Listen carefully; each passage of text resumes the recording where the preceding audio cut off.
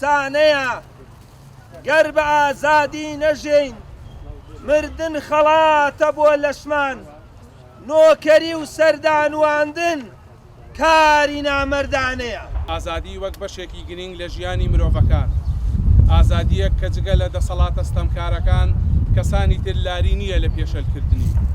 بەیاننامەی پاڵپشتی بۆ دەنگی ئازاد. سەرەتا بۆ فەرهەمکردنی کەشێکی دیموکراسی پێویستە ئازادی تاک و ڕێزگرتن لە فرەیی فەرەهەم بکرێت. ناکرێت دادگاکان بکرێتە بەشێک لە کێشە سیاسی و فشار لە پێناوی دروستکردنی بێدەنگی مەدەنی بەهێزی خێڵەکی.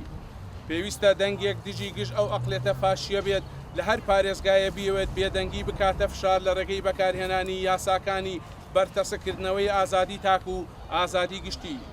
بۆیە ئەم سزا داوانەی بۆیە ئەم سزا دراوانەی کە پێنج چالاکوانی گرتووەتەوە و ئەو ڕێکارانەی گیراوەتە بەر تەنیا هەڵگری یەک پەیامە، ئەوی ژەوەیە قەفەزێ ئامادەیە بۆیە دەبێ گشتمان خۆمان بۆ ئەو شوێنە ئامادە بکەین و سیناریۆی چوونەکەش دەگۆڕێت. دەنگی ئەمە دژی ئەو هێز و ئەقلەیە کە ئەم دۆخەی دروست کردووە و پاڵپشتی دەنگی یاخی و تێگەیشتنی شارستانی دەکەین لە هەر شارێک بێت و ئیدانەی ئەو بڕیارە دەکەین کە دراوە و بە پێویستی دەزانین لە ڕێگەی فشاری مەدەنی ئەم بڕیارە و هاوشێوەکانی هەڵبوەشێتەوە و دەنگی زیندوو بەرزتر بکرێتەوە.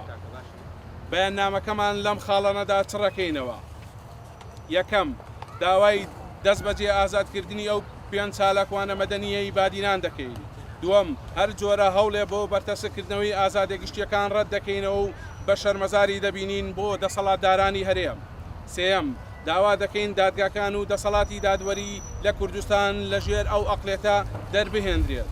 چوارەم، داوا دەکەین لە هەر دۆخێکدا بێت ڕۆژنامەنووسان بە یاسای ڕێخستنی کاری ڕۆژنامەنووسی مامەڵەیان لەگەڵدا بکرێت.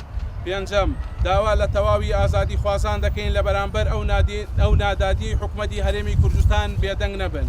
شەشەم، داوا لە نەتەوە یەکگرتوەکان و ڕێکخراوەکانی مافی مرۆڤ و ڕێکخراوەکانی کۆمەلگای مەدەنی دەکەین فشارەکانیان زیاد بکەن